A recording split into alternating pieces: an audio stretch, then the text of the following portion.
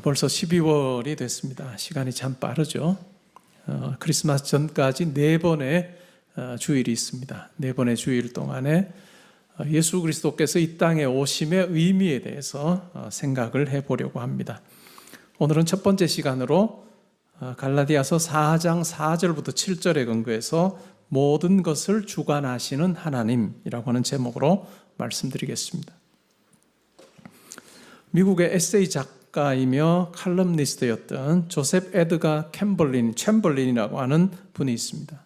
그가 1907년에 책을 하나 썼는데 그 책의 제목이 The Ifs of History입니다. 우리가 영어 가정법을 할 때, 가정문을 만들 때 if를 가지고 사용합니다. 그래서 거기에다가 복수 형태를 붙여서 The Ifs of History라고 하는 책을 출판을 했습니다. 우리말로 번역을 해보면 역사의 가정들이라고 하는 번역이 되겠습니다. 그는 이 책에서 역사 속의 주요 사건들에 대해서 다루었습니다. 만약 그때 그 선택이 아니라 다른 선택을 했다면 어떤 결과가 있었을까 하는 부분에 대해서 탐구를 합니다. 여러 챕터로 되어 있는데 그 중에서 예를 들면 만약에 콜럼버스가 서쪽으로 똑바로 항해를 했다면, 동쪽으로 가서 신대륙을 만났잖아요. 발견을 했는데 콜럼버스가 동쪽으로 가지 않고 서쪽으로 갔더라면 어땠을까? 아브라함 링컨의 아버지가 북쪽으로 가서 정착하지 않고 남쪽으로 가서 정착을 했다면 어땠을까? 남북전쟁에서 북군의 지도자로 링컨이 활동을 했는데 북쪽에 거주하지 않고 남쪽에 살았다면 어땠을까? 엘리자베스 1세 여왕이 결혼을 하지 않은 여왕입니다. 근데 만약에 결혼을 해서 아들이나 딸을 두었다면 어땠을까라고 하는 이러한 어떤 역사적인 사실에 대해서 다른 선택지가 주어졌다면 어떤 결과가 있었을까라고 하는 부분에 대해서 탐구를 하고 있습니다. 역사 속 다른 선택이 참 많은 다른 결과를 아마 가져다 주었을 거다라고 하는 부분을 다루고 있습니다. 예수님께서도 요한복음 15장 22절에서 이렇게 말씀하셨습니다. 내가 와서 말하지 아니하였더라면 이라고 말씀합니다. 내가 와서 말하지 아니하였더라면, 다르게 말하면 내가 이 세상에 오지 않았더라면 이라고 말씀합니다. 예수님께서 만약에 이 세상에 오시지 않으셨다면 챔벌린이 다룬 역사적 사건들과는 비교할 수 없는 결과들이 이 세상에 생겼을 것입니다. 만약 그분이 이 땅에 오시지 않으셨다면 나는 뭐 하고 있을까? 이 세상은 어떤 모습일까? 또 어떤 부분이 달라졌을까? 한번 우리가 생각을 해보면 좋겠습니다. 내가 오지 않았더라면 이라고 말씀하셨던 그분께서는 실제로 이 땅에 오셨고 그분의 오심으로 인해서 인류의 역사가 완전히 바뀌었습니다.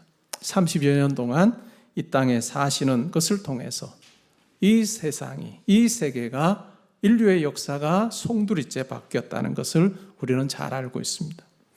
오늘 우리가 읽은 갈라디아서 본문은 인류 역사를 바꾼 사건에 대해서 이렇게 기록하고 있습니다. 4장 4절에 보면 때가 참에 하나님이 그 아들을 보내사 여자에게서 나게 하시고 율법 아래에 나게 하셨다라고 그렇게 적고 있습니다.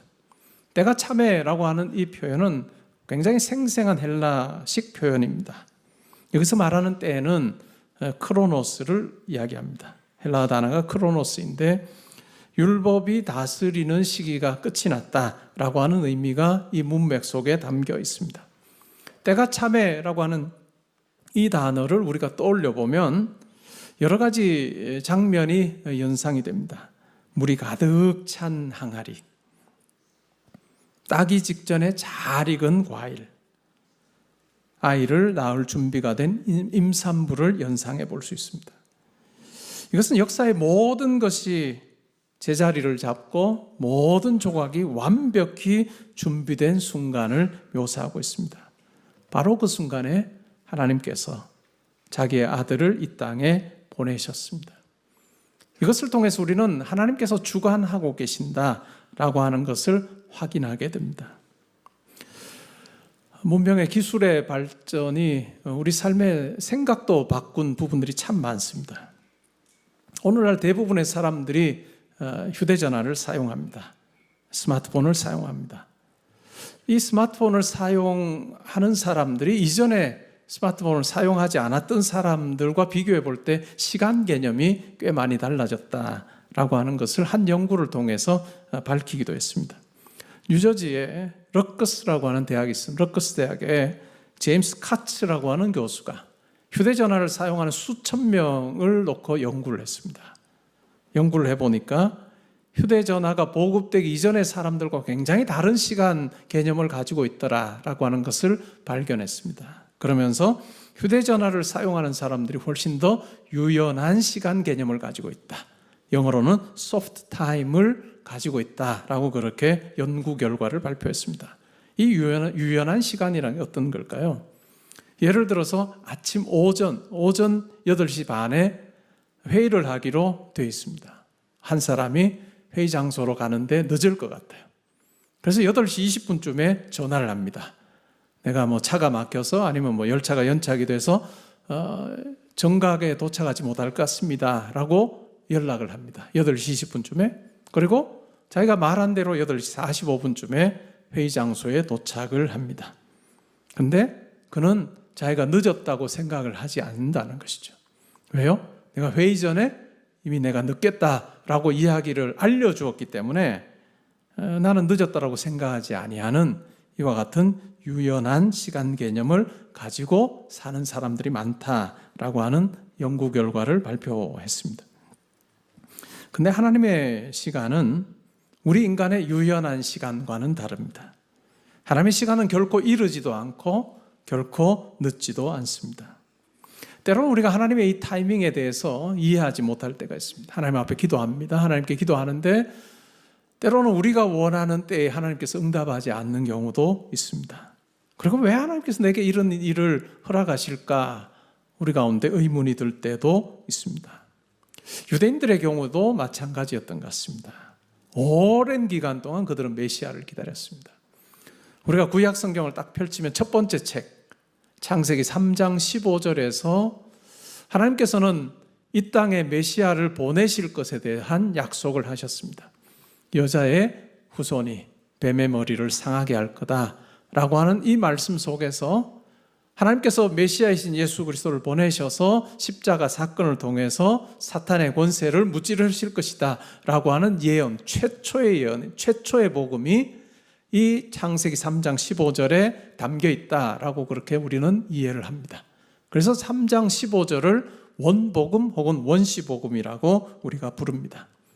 인간의 후손이 그리고 조금 더 지나가면 아브라함이라고 하는 사람을 통해서 아브라함의 후손 중에서 메시아를 보낼 거다라고 그렇게 말씀합니다. 또 시간이 지나면 창세기 끝부분에 보면 유다 지파 중에서 한 사람을 일으켜서 메시아 역할을 감당하게 할 거다라고 하는 이야기를 하십니다. 그리고 사무엘하 7장에 보면 유다 지파 중에서도 다윗 가문 중에서 하나님께서 메시아를 일으키실 것이다 라고 하는 예언이 나옵니다. 구약 성경 시간이 지날수록 선지자들을 통해서 이 약속이 점점 더 구체화되었습니다. 미가서 5장 2절에 보면 메시아가 베들레헴에 탄생할 것이다 라고 하는 예언까지 있습니다. 여자의 후손, 아브라함의 후손, 유다 지파, 그 중에서도 다윗의 후손, 그리고 구체적인 장소까지 그렇게 하나님께서는 명시해 주셨습니다. 그런데 이 약속이 이루어지기까지는 오랜 기간이 걸렸습니다. 유대인들은 기다려야 했습니다. 구약 성경의 마지막 책이 말라기입니다. 예수님이 오시기 전에 한 430년 전쯤에 기록이 된 책이라고 우리가 이해를 합니다. 그리고 나서 하나님께서는 다른 어떤 특별한 계시를 이 400년 동안 주시지 않으셨습니다. 세례 요한이 오고 예수님께서 오셔서 하나님 나라를 선포하시기까지 이 400년을 우리는 중간기라고 부르기도 하고 또 침묵의 시간이었다라고 우리는 그렇게 이해를 합니다. 그런데 침묵의 그 기간 동안에 하나님께서 침묵하신 것이 아니라 여전히 역사하셨고 하나님께서 행하신 그 약속을 이루실 준비를 해가셨다는 것을 우리는 잘 알고 있습니다. 오늘 바울 사도가 때가 참에 하나님이 그의 아들을 보내셨다라고 적고 있는데 이 때가 참해라고 하는 것, 그 당시 상황 속에서 우리가 몇 가지로 이해를 해볼 수 있습니다. 첫 번째는 국제적인 평화의 시대였습니다. 예수님께서 오셨던 그 주 1세기 그 당시는 로마가 많은 이 세계의 패권을 가지고 있었던 그와 같은 시기였습니다. 로마의 평화라고 하는 팍스 로마나의 기치를 들고 여러 민족들, 여러 부족들을 점령해서 마침내는 그 인근의 여러 도시들이 로마의 통치 가운데 있게 된, 그래서 더 이상은 전쟁의 신을 섬기는 그 신전의 문이 열릴 필요가 없는, 전쟁이 필요 없는 그 같은 평화가 도래한 것 같은 그 같은 시대, 그것이 바로 예수님께서 오실 때의 모습이었습니다. 예수님께서 오셨을 때 이렇게 로마가 여러 전역을 통치하면서 다른 생각 또한 다른 언어를 가지고 있는 그 나라와 민족을 하나로 통일하기 위해서 도로를 닦았습니다. 도로망이 아주 많이 정비가 되었던 시기입니다. 그리고 또 다른 언어를 사용하고 있는 사람들을 의사소통을 원활하게 하기 위해서 했던 것이 뭐냐 하면 헬라어, 그 당시에 사람들이 사용했던 헬라어를 굉장히 단순화시킨 코인의 헬라어라고 하는 헬라어를 많은 사람들이 사용하게 했습니다.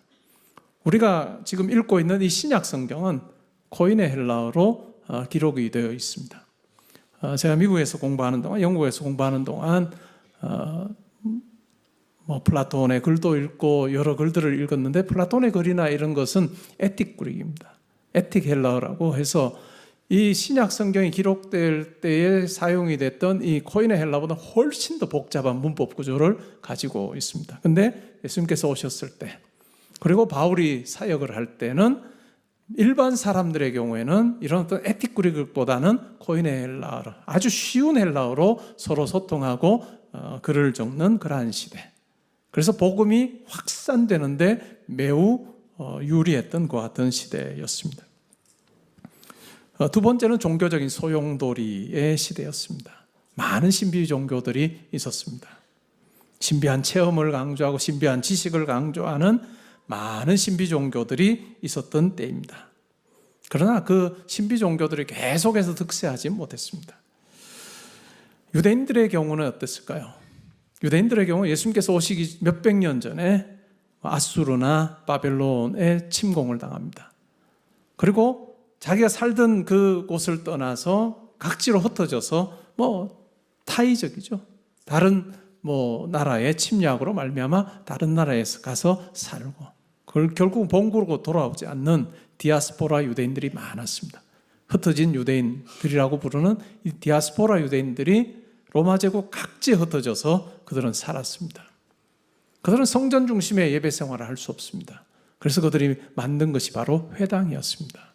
그래서 결국은 유대인들이 있는 각 도시마다 회당이 세워졌고, 그 회당에서는 메시아의 도래를 고대하는 그 같은 메시아 기대의 소망이 가득했습니다. 그리고 이와 같은 각지에 세워진 이와 같은 회당, 이 시스템을 바울 사도는 잘 사용했습니다. 예수 그리스도의 십자가의 복음을 전할 때 바울이 가는 도시마다 첫 번째 방문하는 곳이 있었는데 그것이 바로 회당이었습니다.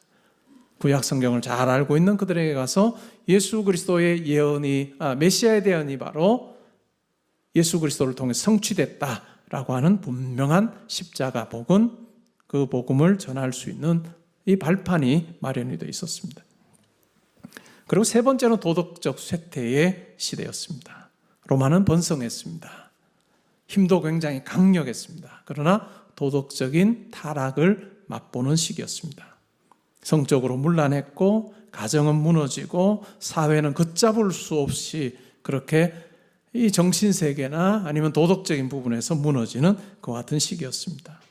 로마와 그리스도인들이 대중의 신뢰를 잃었고, 철학과 예술조차도 인간에게 소망을 줄 수 없었던 그 같은 시기에, 영적으로 보면, 정신적으로 보면 어둠이 지배하는 그 시기에 예수님께서 이 세상의 빛으로 오셨습니다. 그리고 네 번째는 예언 성취의 시대입니다. 창세기부터 해서 하나님께서는 여러 차례 더 구체적으로 메시아가 이 땅에 올 것에 대한 약속을 하셨고, 마침내 그때에 때가 찼을 때에 아들을 메시아로 보내셔서 그 약속이 완벽하게 이루어지게 하셨습니다. 처음 질문으로 돌아가 보면 예수님께서 말씀하신 대로 내가 오지 않았더라면, 예수님께서 오시지 않으셨더라면 어떤 변화가 있었을까요? 세상은 어떻게 달라졌을까요? 한번 상상해 보시면 좋겠습니다.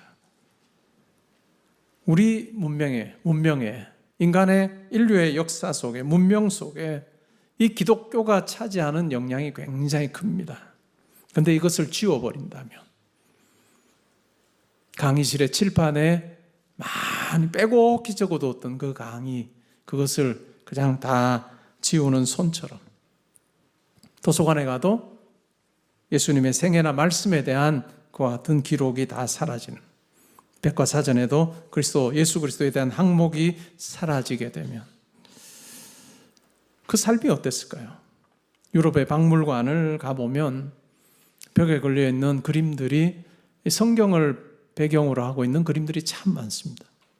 박물관에 변화산 사건이나 최후의 만찬이나 십자가 위에 그리스도와 같은 작품이 걸려있는, 그와 같은 벽이 텅 비게 되었을 것입니다. 위대한 화가들의 작품이 사라졌을 것입니다. 또 웅장한 대성당들도 사라졌을 것입니다. 단테나 밀턴이나 에즈워스 같은 위대한 시인들의 작품도 우리는 만나보지 못했을 것입니다. 그리스도께서 오시지 않으셨더라면 기독교 병원과 학교, 또 국내외에 큰 영향을 끼쳤던 모든 기독교 기관들이 지진에 휩쓸려 가듯 사라지고 말 것입니다. 교회가 땅끝까지 예수님의 말씀에 순종해서 행했던 그와 같은 선행과 헌신 또한 지구상에서 완전히 사라졌을 것입니다. 더 구체적으로 생각을 해보면 옥스퍼드 대학이나 캠브리지 대학이나 하버드나 예일이나 프린스턴이나 노트르담 대학이나 한국에서는 연세대학교나 이화여자대학교 같은 학교도 없었을 것입니다. 세브란스 병원, 가톨릭 병원과 같은 기독교적인 정신에 의해서 설립된 세계 많은 병원들도 존재하지 않았을 것입니다. 기독교 라디오 방송, TV, 책, 잡지, 음악도 없었을 것입니다. 중세를 끝내고 종교개혁 시기로 넘어가는데 역할을 했던 루터의 종교개혁도, 또 세계를 변화시킨 기독교 선교사들의 활동 역시도 존재하지 않았을 것입니다. 기독교 구호단체들도 모두 사라졌을 것이고, 12월이 되면 우리가 라디오를 틀면 듣게 되는 크리스마스 캐롤도, 아이들의 찬양도 없었을 것입니다.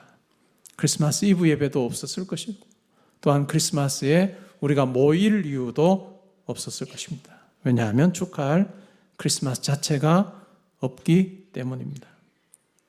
교회도 존재하지 않았을 것입니다. 개포동교회도 존재하지 않았을 것입니다. 건물도 사람도 예배도 설교도 없었을 것입니다. 설교할 메시지가 없기 때문입니다. 주일학교, 찬송, 우리가 당연하게 여겼던 모든 것이 사라졌을 것입니다. 그리스도께서 오시지 않으셨다면 이 모든 것이 사라질 운명이었습니다. 제가 이렇게 열거해드린 것만 봐도 예수님께서 오시지 않았다면 세상이 참 많이 달랐겠구나 하는 생각을 우리가 할 수 있습니다. 근데 상황은 그것보다 훨씬 더 심각했을 것입니다. 만약 그리스도께서 오시지 않으셨다면 세상은 여전히 어둠 가운데 있었을 것입니다. 예수 그리스도께서 오시지 않으셨다면 믿을 복음도 없었을 것입니다. 예수 그리스도께서 오시지 않으셨다면 크리스마스도 부활절도 없었을 것입니다. 예수 그리스도께서 오시지 않으셨다면 죽음 너머에, 무덤 너머에 소망 자체도 없었을 것입니다. 예수 그리스도께서 오시지 않으셨다면 우리는 여전히 죄 가운데서 허덕이고 있었을 것입니다. 예수 그리스도께서 오시지 않으셨다면 여러 민족들에게 선포할 좋은 소식인 복음도 없었을 것입니다.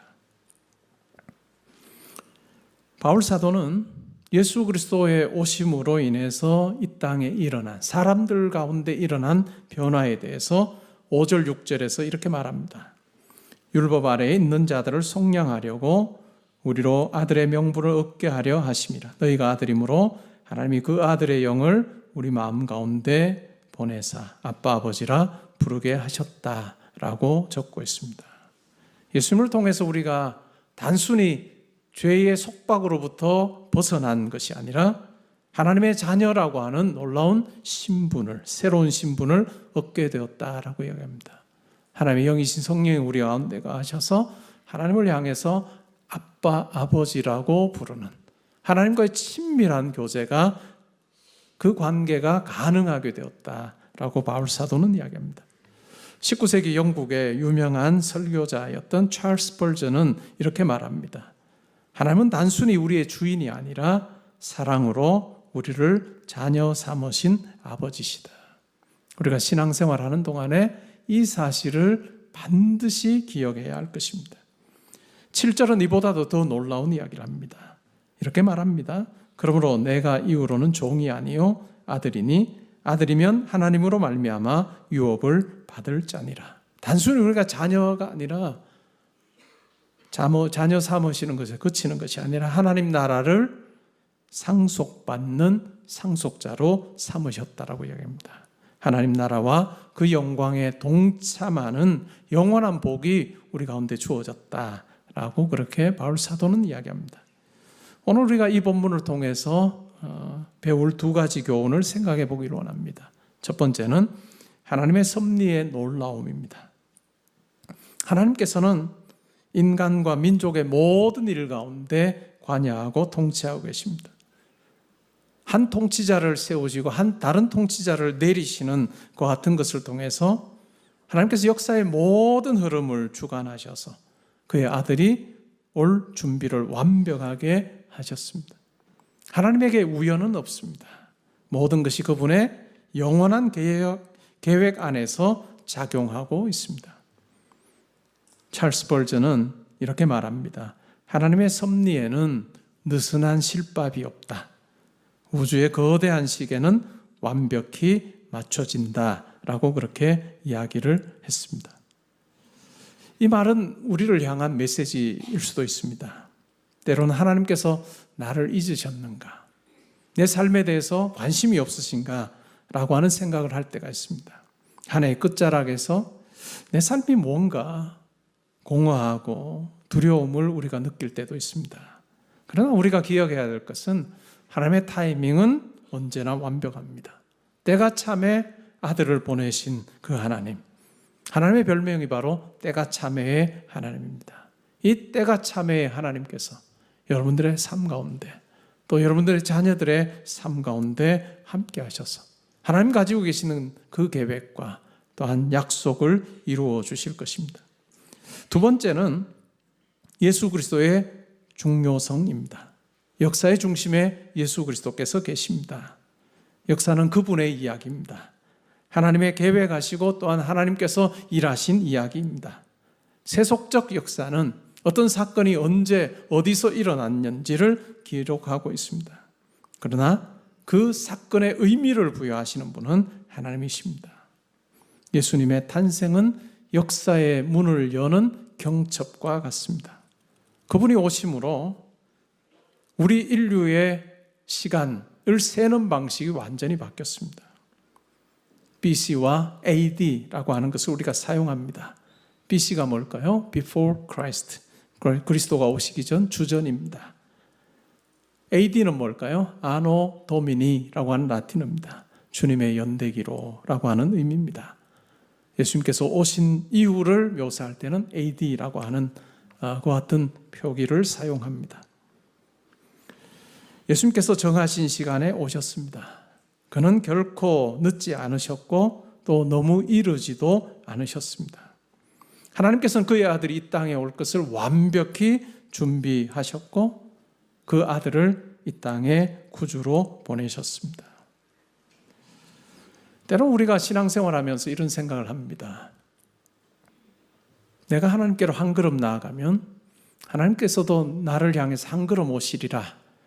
그래서 내가 열심히 하나님께로 나아가면 하나님께서도 그렇게 나를 만나러 오셔서 나와 하나님 사이에서 중간에서 내가 하나님 만날 거다라고 하는 생각을 합니다. 근데 성경은 그렇게 이야기하지 않습니다. 우리가 친구를 만날 때는 우리가 살고 있는 곳에서 중간 지점에서 만납니다. 근데 하나님께서 우리를 만나주시는 방식은 그렇지 않았습니다. 몇 걸음으로 세워야 될지도 모르는 그 긴 여정입니다. 하늘에서 땅으로 우리를 만나기 위해서, 아들을 통해서 우리를 만나기 위해서 하나님께서 오셨고 아들이 오셨다는 것을 우리는 기억할 필요가 있습니다. 중간에서 만나자라고 하는 것이 아니라 우리에게 찾아오심으로, 우리를 만나주심으로 우리가 하나님 자녀가 되고 또 하나님 나라의 상속자가 되게 하셨습니다. 그 하나님께서 우리에게 이렇게 요청합니다. 너는 나에게 작은 한 걸음을 내딛지 않겠느냐라고 우리에게 말씀하십니다. 어느 누구도 걸어본 적이 없는 그 긴 여정, 그 과정 속에 자기의 가장 사랑하는 아들을 내어주신 그 하나님께서 우리를 향한 사랑이 무엇인지를 보여주셨고, 또한 예수의 이 땅에 오심으로 우리가 완전히 변하고 세상이 완전히 변하는 놀라운 결과가 주어졌습니다. C.S. 루이스는 이렇게 말합니다. 하나님의 아들이 사람의 아들이 되신 것은 사람의 아들들이 하나님의 아들들이 되게 하기 위함이다 라고 이야기합니다. 이것이 복음입니다. 그리고 그 예수 그리스도께서 우리를 하나님께로 들어올리는, 하나님의 자녀가 되고, 에베소서 말씀을 통해서 생각을 해보면 우리가 그리스도와 함께 죽고 또 일으킴을 받고 하나님 보좌 우편에 앉게 되는 그 같은 놀라운 변화가 일어났다라고 이야기합니다. 여러분, 하나님께서 그리스도를 이 땅에 보내주신 것에 대해서 감사해 보신 적이 있습니까? 그분이 오시지 않았다면 내 삶이 어떠했을까라고 하는 부분에 대해서 한번 생각해 보시면 좋겠습니다. 그분이 오시지 않았을 때 내 삶이 어땠을까? 그리고 그분이 오심으로 내게 어떤 변화가 일어났는가? 죄로부터 내가 자유로워졌고 내 안에 계신 성령님을 체험하며 살고 있고 하나님 자녀로 또한 영원한 하나님 나라를 소망하는 자로 살고 있다는 이 영광과 놀라움을 여러분들이 분명히 확인하며 사시면 좋겠습니다. 필립스 브룩스라고 하는 분이 쓴 찬송가 가사, 찬송가 제목은 오 거룩한 밤이라고 하는 찬송가입니다. 오 리틀 타운 오브 베들레헴이라고 하는 이 찬양에서 이런 내용을 적고 있습니다. 어찌 이리 조용히, 이리도 조용히 그 놀라운 선물이 주어졌는가. 하나님은 사람의 마음에 천국의 복을 나누어 주시네. 아무도 그의 오심을 들을 수 없지만 이 죄 많은 세상 속에서도 온유한 영혼들이 그를 받아들이면 사랑하는 그리스도는 그곳에 들어오신다네. 이것이 복음의 진리입니다. 너 나와 중간 지점에서 만나자. 너 열심히 나에게 오면 나도 가마라고 하는 것이 아니라 때가 찼을 때, 우리가 하나님의 필요성마저도 느끼지 못할 때 우리에게 찾아오셔서 긴 여정, 하늘로부터 땅으로 내려오는 그 먼 여정, 아들을 보내셔서 우리에게 찾아오셔서 우리를 만나주시고 그 아들이 우리를 대신하여 십자가에서 죽으시고 살아나신 그 놀라운 하나님의 구원의 방식을 우리가 믿을 때에 하나님의 자녀가 되고 하나님 나라의 상속자가 되게 하시는 놀라운 역사가 우리 가운데 일어났다는 것을 기억하면 좋겠습니다. 오늘 이 말씀을 정리하면서 여러분 한 문장을 기억하면 좋겠습니다. 하나님께서 저와 여러분에게 중간에서 만나자가 아니고 우리에게 직접 찾아오셔서 우리에게 놀라운 역사를 행하신 그분께서 2024년 성탄절을 준비하는 12월 달에 너 나에게 작은 한 걸음 내디디면 어떻겠니? 라고 하시는 그 성령의 음성에 우리가 기쁨으로 감사함으로 반응하고 또 그분의 은혜를 묵상하는 그런 12월 될 수 있기를 주님의 이름으로 축복합니다. 아멘.